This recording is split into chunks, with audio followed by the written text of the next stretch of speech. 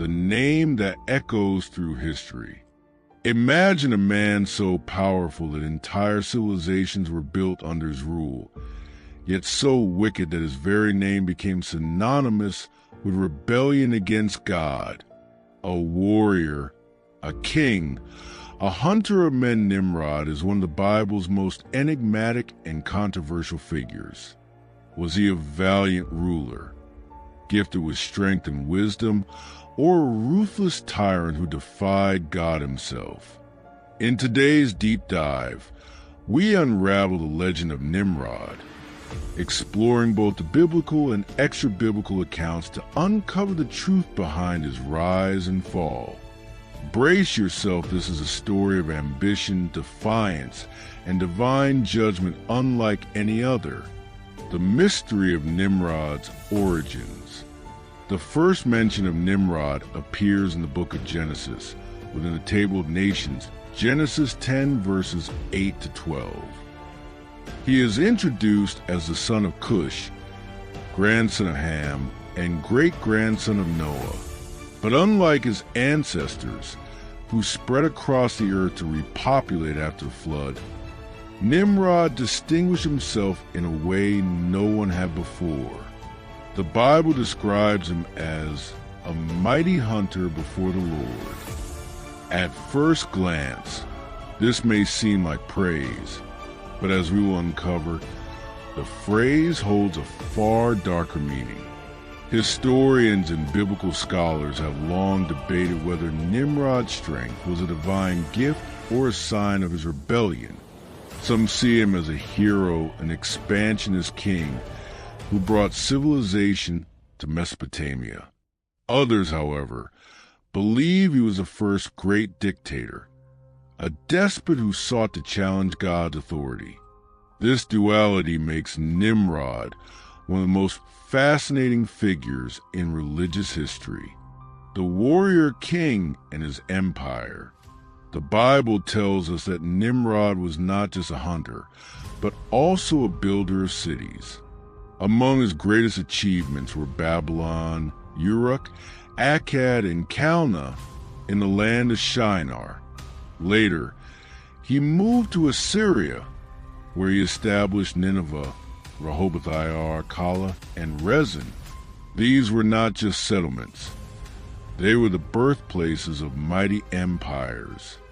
Some historians believe that Nimrod was a driving force behind early Mesopotamian civilization, shaping the future of the ancient world. But what kind of king was he? Some traditions paint him as a just ruler, a pioneer who united people under one banner.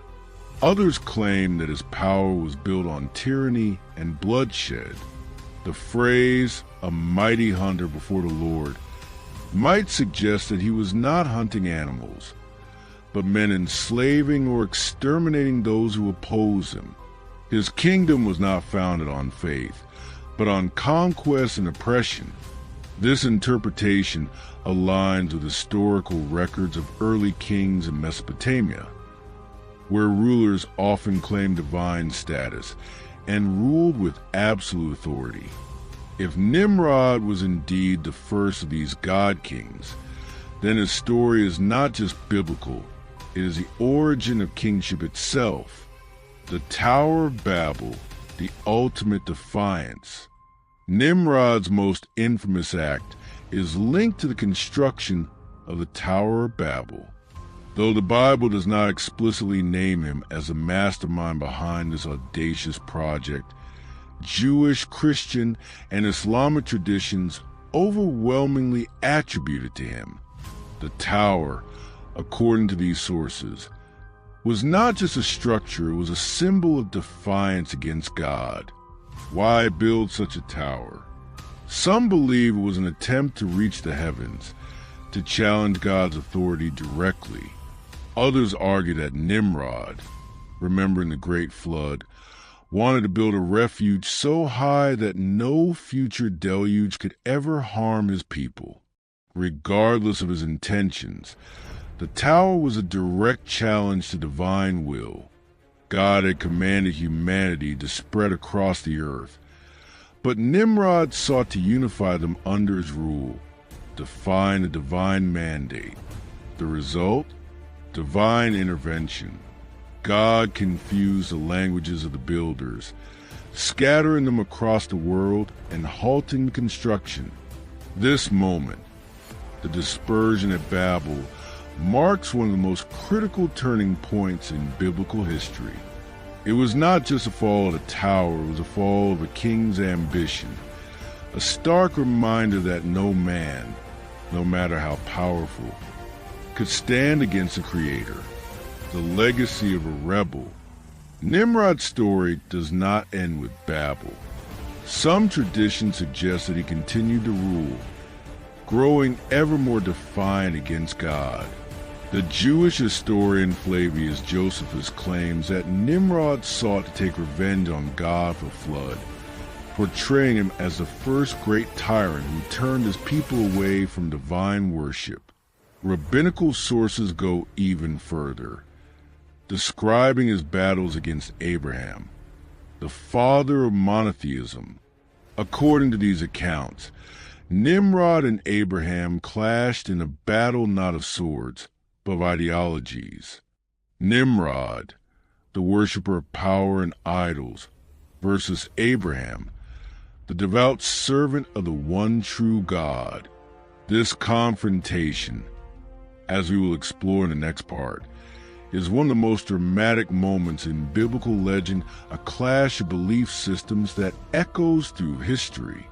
Conclusion, a cautionary tale of ambition and arrogance. The rise of Nimrod is a story of unparalleled ambition and unmatched power. He was a man who built cities, ruled nations, and perhaps even sought to reach the heavens themselves. Yet, his story also serves as a warning, a lesson about the dangers of unchecked pride and rebellion against divine authority. As we continue this journey into Nimrod's life, we will explore his encounters with Abraham, his eventual downfall, and the impact of his legacy on later civilizations and religious traditions. Stay tuned, because the story of Nimrod is far from over. As Nimrod's power expanded, so too did the whispers of fear among those who lived under his rule. The man who had once been lauded as a mighty hunter and warrior was now becoming something far more dangerous, a king whose ambition knew no bounds. His name alone struck either admiration or terror into the hearts of those who spoke it. To some, he was a visionary, a man destined to carve his own path, free from the dictates of the divine. But to others, he was a heretic, a man who sought to place himself above God himself. The kingdom of Nimrod, power and domination. Nimrod's influence spread like wildfire across the ancient world. He was not content with mere conquests. He wanted absolute control. The cities under his rule, Babylon, Nineveh, Uruk, Akkad, became centers of power, symbols of his might. But what truly set Nimrod apart from other rulers was his ideology. He did not merely seek to expand his empire.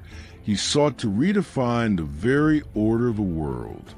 Josephus, the first-century Jewish historian, describes Nimrod as a man of unmatched strength and charisma. But unlike other rulers who acknowledge their victories as blessings from the heavens, Nimrod took pride in his own achievements, crediting no one but himself. To him, God was not a provider, but an obstacle, a force that once wiped humanity from the earth in the Great Flood. Nimrod would not bow to such a being. Instead, he sought to defy him. This defiance was not just ideological. It manifested in action grand, audacious, and utterly unprecedented. The Tower of Babel, a monument of rebellion. The crowning achievement of Nimrod's reign, the ultimate symbol of his defiance, was the Tower of Babel. Ancient texts suggest that Nimrod spearheaded the construction of this colossal structure, a tower meant to pierce the heavens themselves.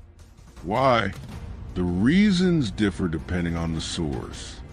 Some believe Nimrod and his people wished to reach God's domain, to storm the gates of heaven itself. Others claim that the tower was not built to worship God, but to protect mankind from another divine punishment, a second flood. If God ever decided to wipe out humanity again, Nimrod and his people would have a stronghold above the waters, untouchable and invincible. Regardless of the true motive, one thing remained certain. The Tower of Babel was a direct challenge to divine authority. A nation united in pride. Under Nimrod's leadership, the people worked as one. It was said that, for the first time since the flood, mankind was united not under God, but under a mortal ruler. They spoke a single language, worked with a single purpose, and followed a single king. The Tower of Babel became more than just a structure. It was a testament to what humanity could achieve without divine intervention. Brick by brick, the tower rose. Its base stretched across the land, its shadow darkening the cities below. Workers toiled under Nimrod's command, driven not by fear, but by belief in his vision. He had convinced them that they no longer needed to be subject to a higher power. They could be their own gods. This was a turning point in human history. It was the moment mankind chose self-reliance over submission, ambition over faith. And for a time, it seemed they would succeed, the wrath of God. But the heavens watched, and the heavens waited. When the tower neared completion, when Nimrod's dream was almost realized, something happened that no man, no matter how mighty, could have predicted. God did not strike the tower with fire or flood. He did not send armies of angels to tear it down. Instead, he did something far more devastating. He confused their language. One day, the workers spoke as one. The next, their words turned to gibberish. Orders became meaningless. Cooperation shattered and chaos erupted.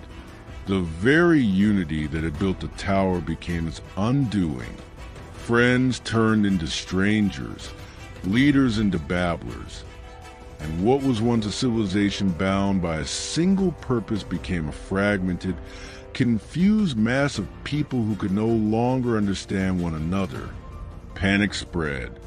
The great city that Nimrod had built began to crumble not from war, not from disaster, but from within. The construction of the tower halted. The people scattered, fleeing to different parts of the world, forming new nations, new tribes, and new tongues.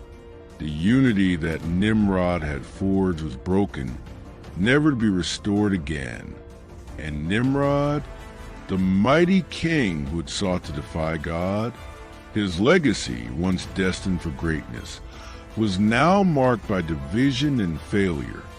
The fall of a legend. What happened to Nimrod after the Tower of Babel fell? Some say he continued his reign, his power weakened but not destroyed. Others believe that his own people, disillusioned by the catastrophe, turned against him. Still, others claim that he met a more poetic fate, one designed not by men, but by the divine. One Jewish legend states that Nimrod, in his arrogance, challenged Abraham, the prophet of God, to a test of faith. He ordered Abraham to be thrown into a blazing fire, believing that if Abraham's God was real, he would save him. To Nimrod's shock, Abraham walked out of fire unharmed. This was the beginning of the end for Nimrod. His claim of being above divine judgment was shattered before the eyes of his people. But the most chilling version of his downfall comes from Islamic tradition. It is said that Nimrod, still defiant to the last, stood against God himself. In response, God sent not an army, nor a flood, nor fire from the sky, but a single tiny gnat. This insignificant insect burrowed into Nimrod's head, and there it stayed. Day by day it drove him to madness. The once mighty king, the man who had conquered cities, built empires, and challenged the heavens, was reduced to a raving lunatic, tormented by the endless buzzing inside his skull. In the end, it was not a warrior nor a great battle that ended Nimrod's reign. It was a creature so small, so seemingly inconsequential, that no one would have thought it capable of bringing down a king. And yet, that is exactly what happened. Lessons from Nimrod's story. The story of Nimrod is one of pride, power, and punishment. He was a man who sought to stand above all others, to place himself on the same level as God, and in the end, it was that very pride that led to his downfall. The tale serves as a warning, one that is echoed through history. The higher one climbs on a ladder of arrogance, the harder the fall. The moment we believe ourselves to be untouchable, invincible, and above consequence, we invite our own destruction. The story of Nimrod is not just a biblical legend. It is a reflection of countless figures throughout history, leaders who grew too bold, too confident, too convinced of their own invincibility. And just like Nimrod, they all met their reckoning. What do you think? Was Nimrod merely an ambitious ruler misunderstood by history? Or was he truly the embodiment of defiance against the divine? Nimrod's name may have been swallowed by time, his empire fragmented, his tower left in ruins, but his influence did not end with his fall. On the contrary, his story echoed across civilizations, whispered in the halls of power, and feared in the hearts of those who recognized his defiance. The legend of Nimrod was not merely a tale of an ancient king, it became a warning, a shadow stretching across history.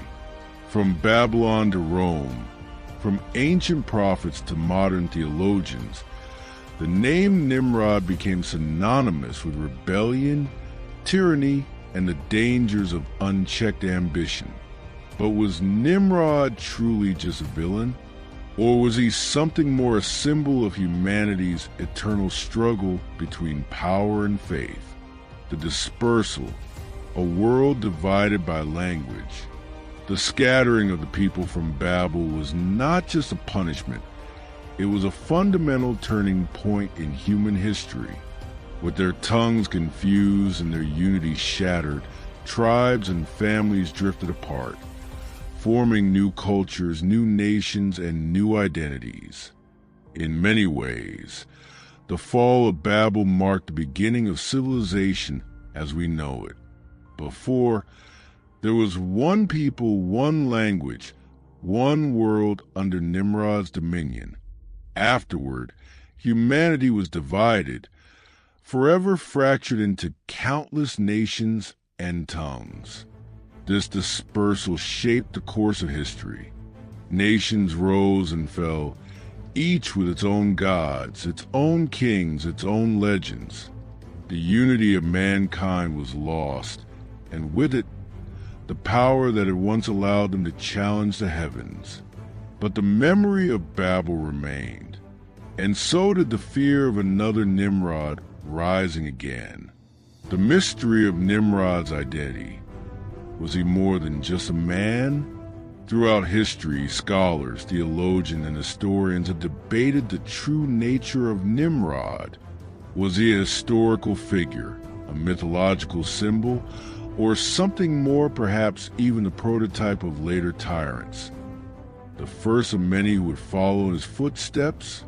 Some historians argue that Nimrod may have been based on real Mesopotamian rulers, possibly linked to Sargon of Akkad, one of the earliest recorded emperors.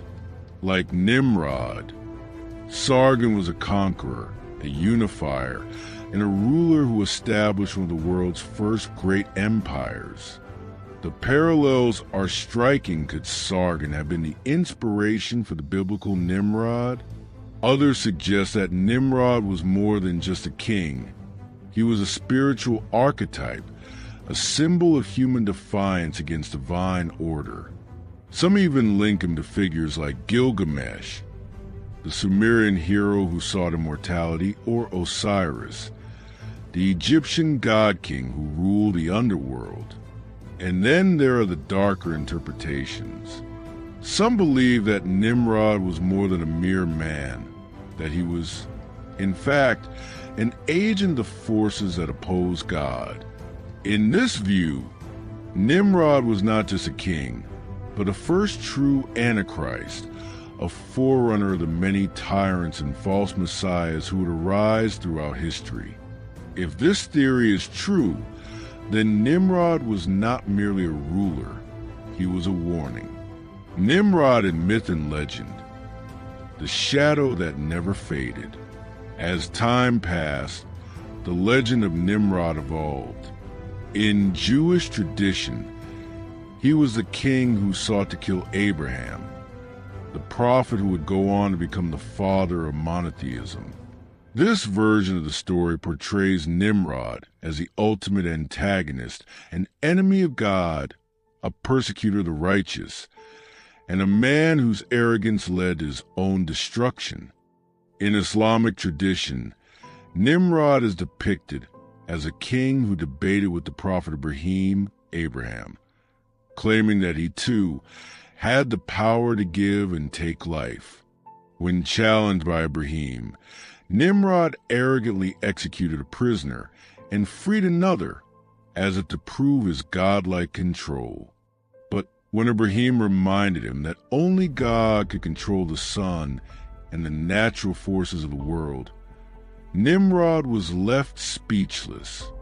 According to this version, Nimrod met a fate even more humiliating than his loss at Babel. His end came not through battle, nor through rebellion, but through the smallest of creatures, a mere gnat.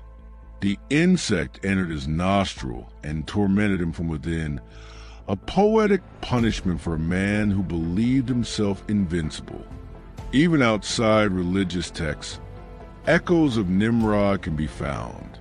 Some believe he became a prototype for later rulers, from the kings of Babylon to the emperors of Rome. Some even speculate that his story influenced later myths about fallen gods and tyrannical rulers who sought to challenge the heavens. But one thing remains constant. Wherever the legend of Nimrod is told, it carries the same warning: pride leads to ruin. The tower that was never forgotten. The ruins of Babel may be lost to time, but the concept of the Tower of Babel has never disappeared. Throughout history, humanity has sought to build towers, both literal and metaphorical, to reach beyond its limits. The pyramids of Egypt, the ziggurats of Mesopotamia, the great cathedrals of Europe, even the skyscrapers of the modern world, all are echoes of Babel, attempts to push beyond the boundaries of the possible. And just as the Tower of Babel was a symbol of defiance, it also became a symbol of humanity's desire to transcend, to reach for something greater. But the question remains, is ambition itself the sin, or was it Nimrod's intent that doomed the tower? The lesson of Babel is not necessarily that humanity should not strive for greatness.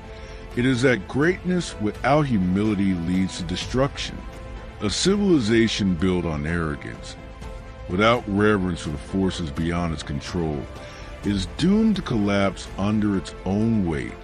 The modern relevance of Nimrod's story. Nimrod's story may be ancient, but its themes are eternal. Even today, we see echoes of Nimrod in leaders who seek absolute power, in movements that believe they can reshape the world without consequence, and in civilizations that push the boundaries of human capability without considering the cost. The rise and fall of Babel is a cycle that repeats throughout history. Kingdoms rise, empires expand, and rulers grow arrogant. And then just as suddenly as they rose, they fall. Could it be that the lesson of Nimrod is not just a warning from the past, but a prophecy of the future? What's next? The final judgment of Nimrod. As we approach the conclusion of this story, one final question remains. Was Nimrod merely a man who sought too much, or was he something far more dangerous, a precursor to an even greater darkness? In one version of the story, Nimrod meets his end at the hands of God himself. Some interpretations suggest that after the confusion of languages at Babel, Nimrod's power crumbled and he was struck down by divine judgment. This version reinforces the idea that no man, no matter how powerful, can escape the consequences of defying God. 2. The death by Abraham's hand. In Jewish tradition, Nimrod is depicted as a great enemy of Abraham, the forefather of monotheism.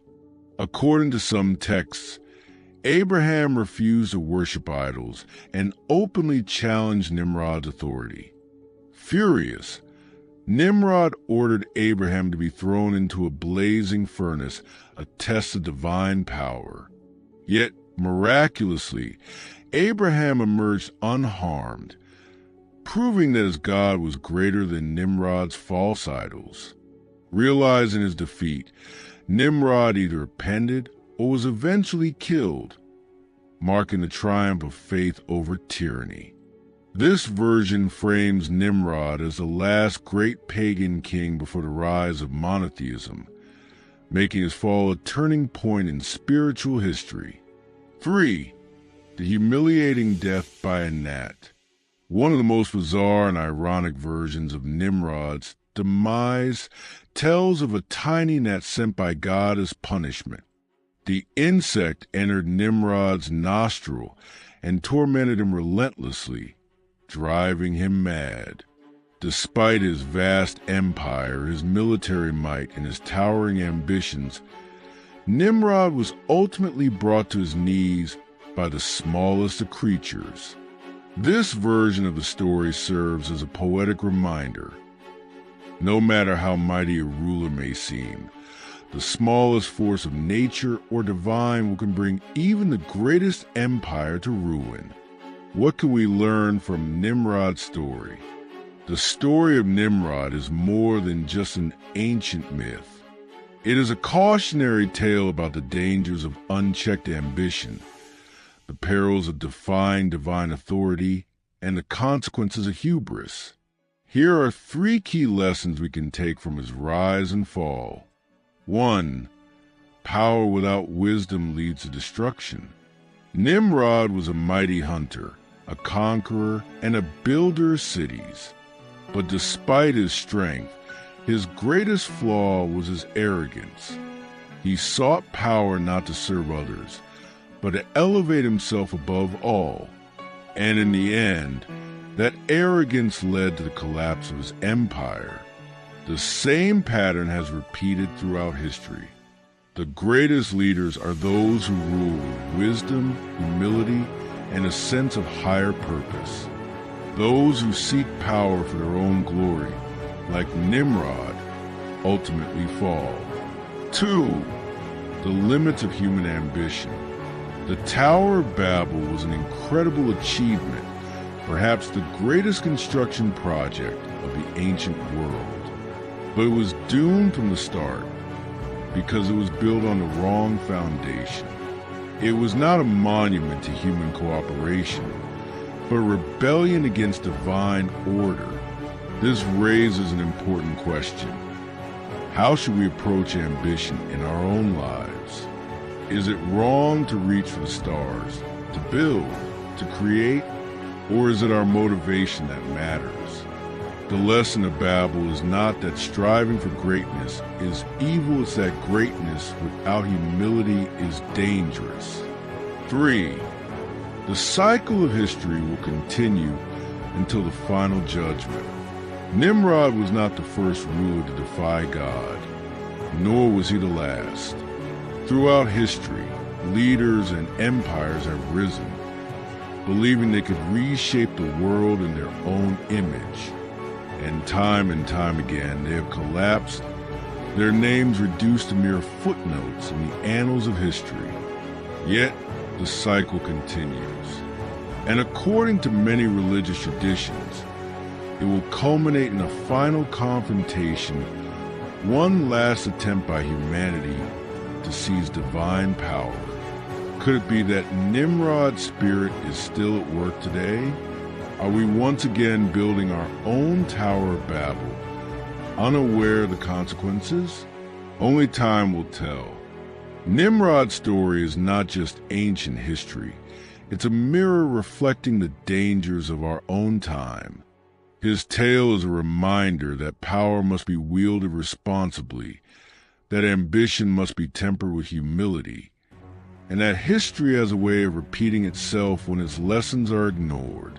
So, as we close this chapter, I leave you with this question. Are we still walking the path of Nimrod? And if so, will we meet the same fate? Let me know your thoughts in the comments. Do you think Nimrod's story is purely historical, or does it have prophetic significance? And if you enjoyed this deep dive into one of history's most enigmatic figures, don't forget to like, subscribe, and hit the notification bell, because there are many more mysteries of the past to uncover.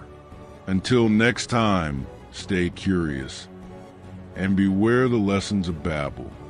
The name Nimrod may have faded from the history books, but his shadow still lingers. His story is one of power, rebellion, and the consequences of unchecked ambition.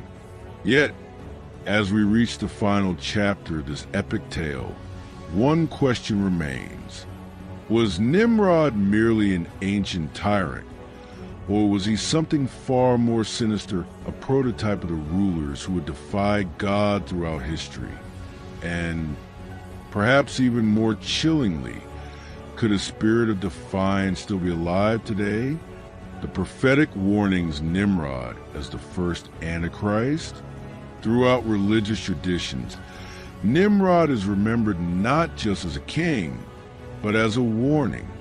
His defiance, his desire to replace divine authority with his own, is an eerie foreshadowing of the tyrants who would come after him. Some scholars even argue that Nimrod was the first in a long line of figures who fit the archetype of the Antichrist, a leader who rises to power through deception, unites the world in rebellion against God, and ultimately meets a catastrophic downfall. The book of Revelation speaks of a final ruler who will attempt to establish a new world order, leading humanity away from the divine and toward self-worship. Many believe this ultimate antagonist beast, the Antichrist, will share Nimrod's traits, a charismatic leader who unites nations under a single rule, a builder of a global empire, a defiant challenger of God's authority, a figure whose reign ends in divine intervention and destruction. Could it be that Nimrod's story was not just history, but prophecy, a pattern that would repeat throughout time, with different names but the same unyielding ambition? From Nebuchadnezzar to Napoleon, from Hitler to Stalin, history has seen the rise of men who sought to rule the world on their own terms, often with disastrous results. The question is, will history repeat itself one final time?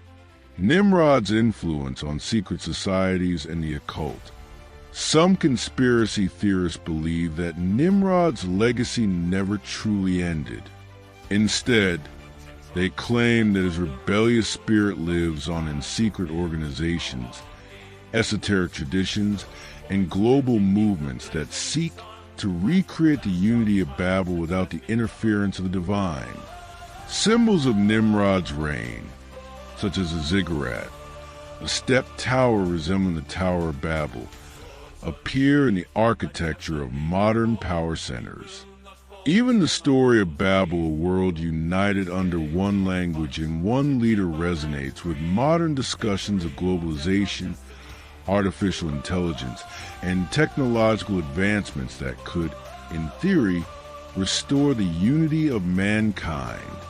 Is it possible that those who seek absolute control of the world are, knowingly or unknowingly, walking in the footsteps of Nimrod? Or is Nimrod's name merely a metaphor for human arrogance, the eternal temptation to believe we can become gods ourselves? The fate of Nimrod, what truly happened to the mighty hunter? One of the greatest mysteries surrounding Nimrod is how his story ended, while the Bible is silent on his fate. Other traditions provide several possibilities. 1. The death by divine wrath.